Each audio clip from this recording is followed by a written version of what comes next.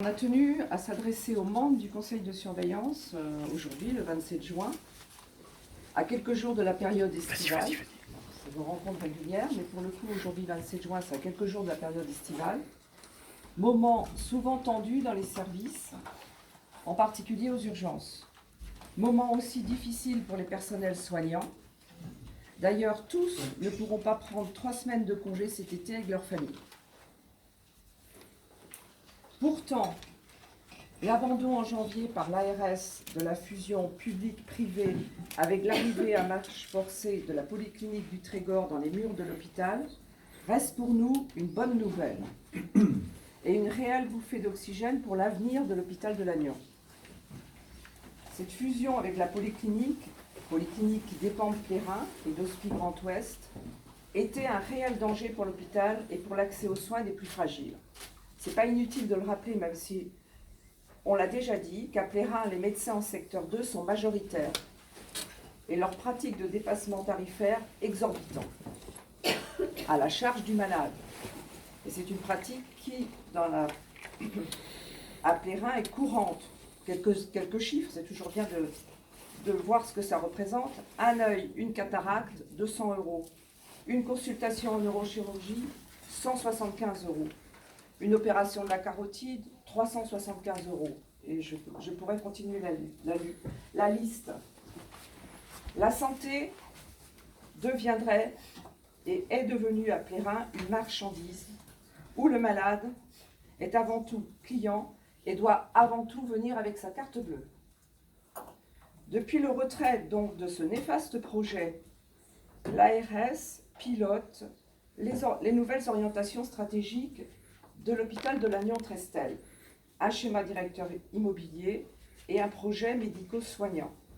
L'hôpital élabore donc, en ce moment, un projet d'établissement et comme le disait la Chambre régionale de la Cour des comptes, si vous vous en souvenez, en juillet 2024, un projet d'établissement, c'est indispensable pour assurer la dynamique et le maintien des activités.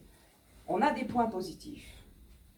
Ainsi, pour une offre de soins correspondant aux besoins de la population du Trégor, l'hôpital, en élaborant ce projet, affiche la volonté de maintenir et développer sa capacité en lit d'hospitalisation. Vous en ferez peut-être un débat dans le conseil de surveillance, à partir du constat partagé par l'Observatoire régional de santé, par les démographes, d'une démographie vieillissante dans le bassin de vie, dans un temps très court, puisqu'il parle d'évolution de la démographie vieillissante, donc des besoins de santé, d'ici 2030, d'ici 5 ans, d'ici demain.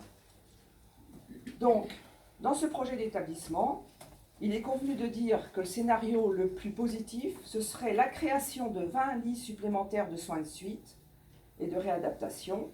Ce serait l'étude d'une réhabilitation de sites comme Cargomar ou Joseph Lefebvre. Ce serait une modernisation des blocs opératoires, l'arrivée d'une deuxième IRM dans le service d'imagerie médicale et pourquoi pas le projet d'installer un PET scan. Ce sont un ensemble de signes positifs qui correspondent au développement nécessaire de cet établissement. Notamment le projet d'ouvrir 8 lits prépens. C'est des lits qui permettraient aux patients porteurs d'une pathologie neurologique grave, un AVC, de bénéficier au plus tôt dans son parcours post-aigu à Lannion d'une prise en charge précoce. Et ce serait un vrai bond en avant de la qualité des soins, de l'amélioration de la qualité des soins. Ce serait, comme l'a rappelé Monsieur Le Bihan et Monsieur Hugo, la demande en octobre de l'autorisation, la demande d'une autorisation d'une activité de chirurgie oncodigestive, et la réponse, j'espère, arrivera positive en octobre. Je pense que le conseil de surveillance ne peut que partager cette demande et pourquoi pas réinsister aujourd'hui. Tous ces projets ont un coût. Le plan stratégique, c'est 48 millions. Les travaux, c'est 2,5 millions. Et nos bâtiments qui vont fêter leurs 50 ans, les isolations thermiques des bâtiments de Trestel et de Lannion, c'est 28 millions. Donc, il faut du financement pour moderniser et pérenniser notre hôpital public. Ça, c'est des projets en dynamique qu'il va falloir qu'on défende tous ensemble. Mais il y a la réalité aussi.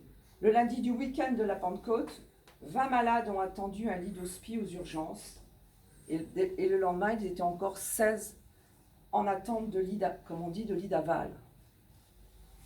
Mais où en est le projet promis dès septembre 2025 de la création de 5 lits de soins palliatifs? Peut-être allez-vous en débattre aujourd'hui. Mais les 12 lits du service de gastro-entérologie ferment début juillet, ou peut-être cette semaine, ou peut-être sont-ils déjà fermés, vu que nous sommes déjà le 27 juin. Ils privent les patients de cette prise en charge à Lannion. Ils étaient déjà fermés et fléchés gastro depuis février, mais maintenus ouverts pour servir notamment de lit d'aval. Et maintenant, ils sont définitivement fermés, enfin définitivement, ils vont être fermés, j'espère pas définitivement, mais par manque de praticiens hospitaliers, on a fermé le service de gastro, réussi, mais ça, a priori, si j'ai bien compris, la situation demeure fragile, à maintenir les consultations et les examens d'endoscopie en gastro-entérologie. Mais ce qu'on vient vous demander tous ensemble aujourd'hui, membres et adhérents du comité de défense, c'est la réouverture le plus rapidement possible de cette gastro-entérologie, qui correspond aussi à une prise en charge de pathologies du départ, de notre bassin de vie nécessaire. Et le constat est fait, puisqu'on est aujourd'hui à la fin du premier semestre 2025, et qu'on a eu le rapport d'activité de l'hôpital 2024, qui avait vu ses urgences fermées la nuit dès mars 2024, que l'activité de l'hôpital a baissé significativement en 2024. Moins 2500 hospitalisations complètes, moins d'entrées de recettes, comme on dit. Cette perte d'activité est une des conséquences, c'est la conséquence directe de la fermeture des urgences la nuit, de 19h à 8h.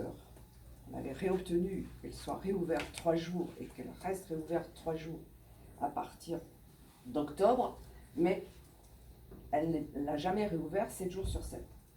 Le service d'urgence est une réelle porte d'entrée de l'activité hospitalière. Il participe à la dynamique de l'établissement.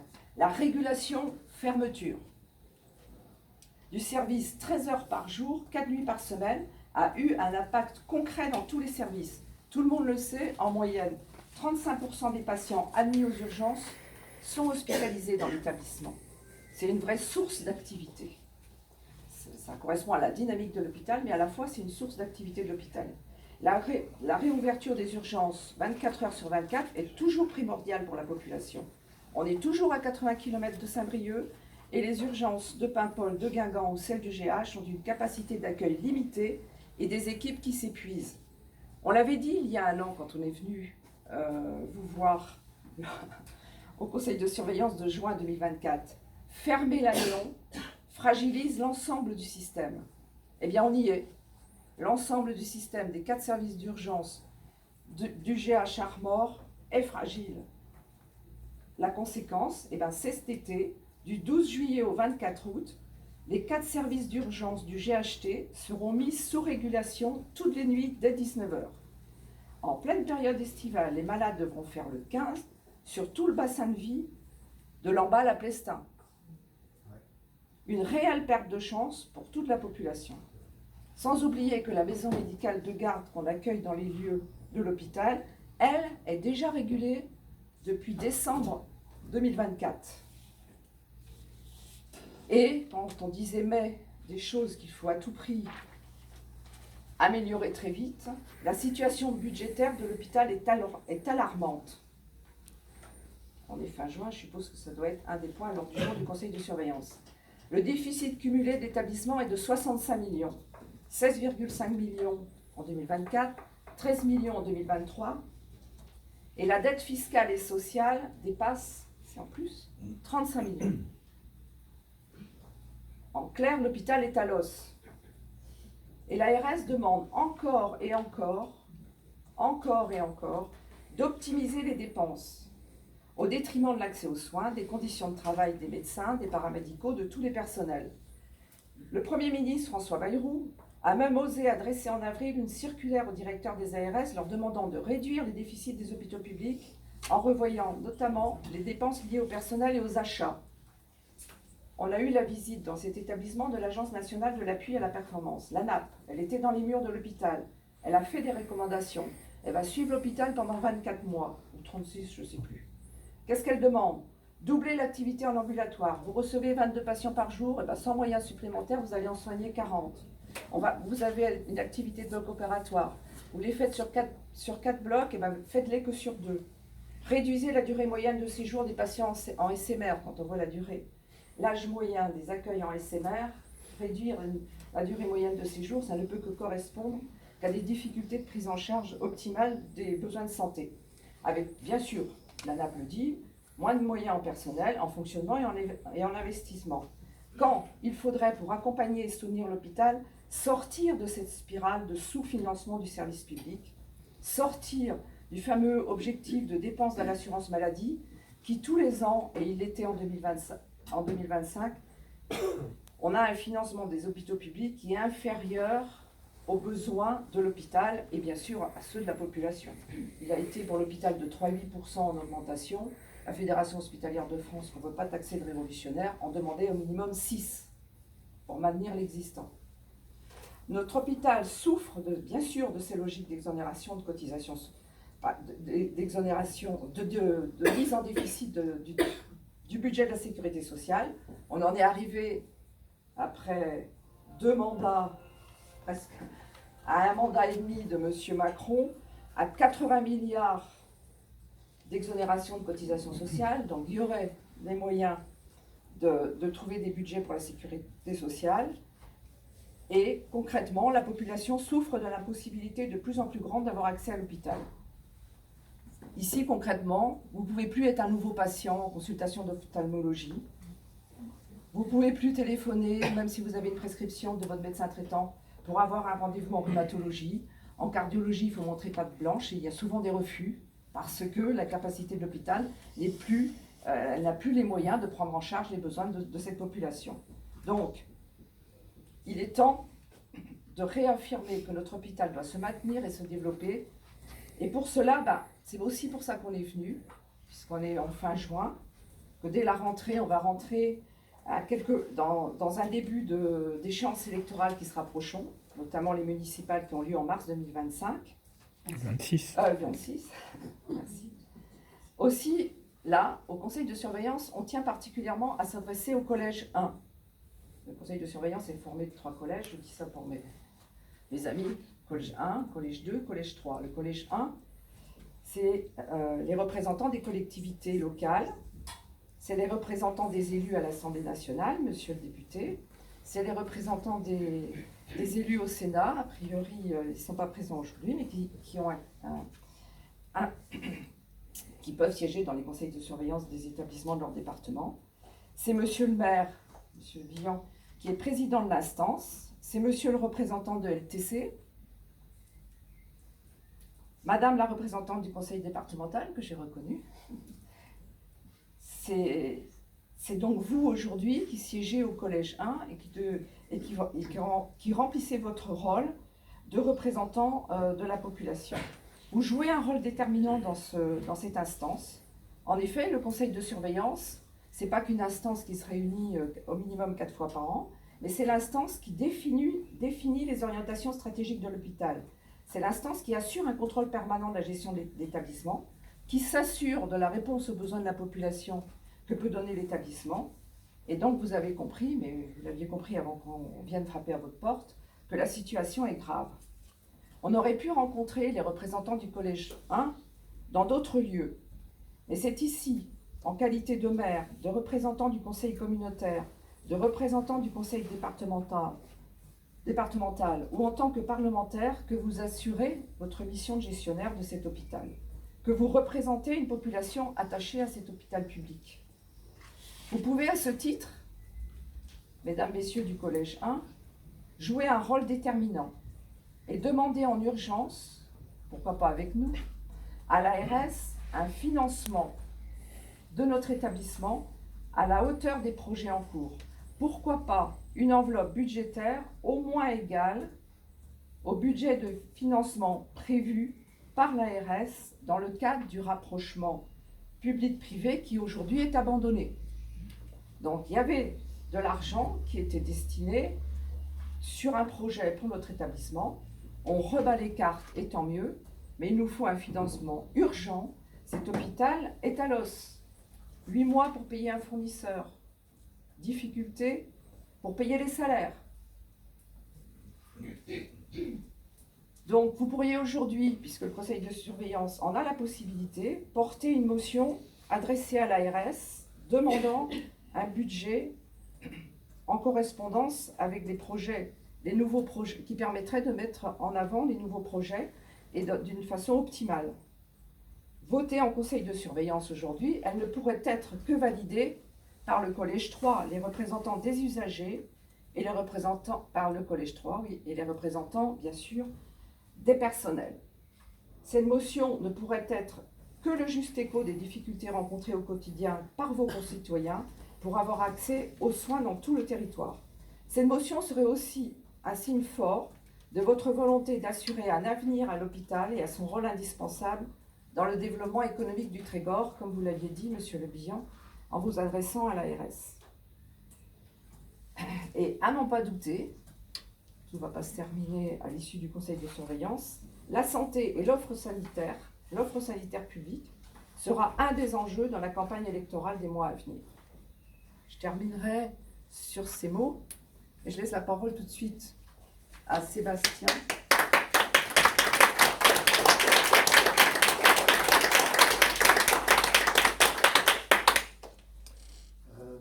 Merci, je m'associe pleinement, du coup, nous nous associons pleinement à ce qui a été dit. Pour notre part, pour la CGT SDIS et les agents que nous représentons. On ne comprend pas. Fort.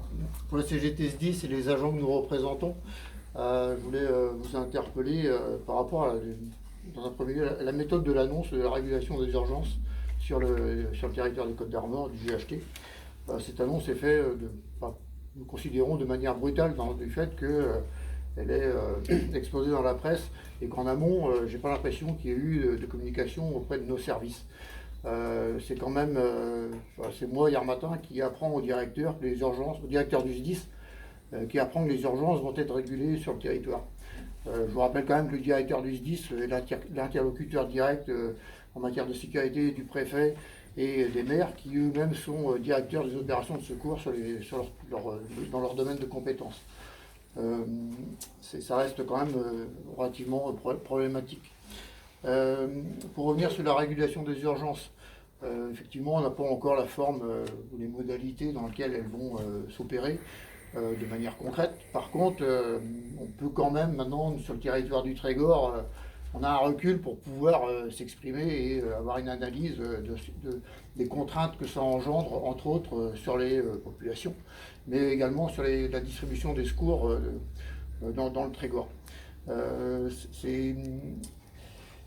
fait de devoir, je le répète, mais le fait de devoir transporter des personnes sur des bassins de vie, sur des CH autres que leur bassin de vie, nous impacte énormément en temps. C'est terriblement énergivore. Ce temps sur lequel on est en train de faire de la route pour transporter sur Paimpol, Guingamp ou Morlaix des pathologies qui pourraient être prises ici, traitées sur l'hôpital de Lannion, comme ça se faisait ces dernières années, ne nous permettent pas d'être présents dans nos centres de secours pour nos missions. Des missions sur lesquelles personne ne pourra les faire à notre place, quoi. C'est-à-dire de la mission incendie, elle est propre aux sapeurs-pompiers. Si on n'est pas là, on ne pourra pas les faire. Je vais prendre l'exemple de jeudi dernier. Il y a eu un feu sur Saint-Capéroz avec un sauvetage. Dans les médias, effectivement, on met 5 minutes pour y arriver. Je peux vous garantir qu'une heure avant, c'est pas la même. Une heure avant, c'est pas la même. Parce que les 3 ambulances du centre de secours de Lannion sont dehors, et Perros-Guirec est dehors également. Avec des effectifs qui sont à flux tendu. On le répète, on l'affirme, la distribution de secours est extrêmement compliquée. Et cette cascade de contraintes qui est amenée par la régulation des urgences maintenant sur le territoire des Côtes-d'Armor va amplifier encore cette complexité de distribution des secours. Ça va de la prise d'appel à la décision d'engagement jusqu'à l'engagement sur le terrain. Ce n'est pas uniquement le déclenchement d'un engin dans un centre de secours, c'est qu'en amont, quand vous avez une demande de secours et que vos centres de secours sont potentiellement inopérationnels, eh ben, ça devient compliqué et extrêmement complexe pour les agents qui prennent ces demandes de secours d'engager le bon moyen au bon moment pour être le plus efficace possible. Ça, c'est le premier point. L'autre point, c'est la vétusté de notre matériel. vous avez lu dans les médias hein, qu'il y a un effort qui est demandé aux contributeurs, entre autres les maires et les EPCI, de financer à hauteur d'1,50 € par habitant par an sur 2 ans pour pouvoir maintenir le parc matériel roulant. C'est un effort voilà, qui est nécessaire, on n'a pas le choix, si on n'a pas de camion, on n'ira pas en intervention. On en est à un point, on n'arrive même pas à changer les roues de secours. J'exagère à peine, quoi. Ce sont des choix stratégiques et financiers qui ont été faits ces dernières années. On les a toujours dépensés. Là, aujourd'hui, on les paye, mais c'est la réalité. Ces véhicules sont vétustes et on va leur mettre encore des kilomètres. C'est-à-dire que le fait d'aller sur Paimpol, Guingamp, Morlaix, ou les copains de Saint-Brieuc, d'aller sur Paimpol, Lamballe, enfin pas Lamballe, peut-être Dinan, enfin, ou Guingamp, nos véhicules ne tiendront pas spécialement. On va encore avoir une vétusté qui va être encore plus importante.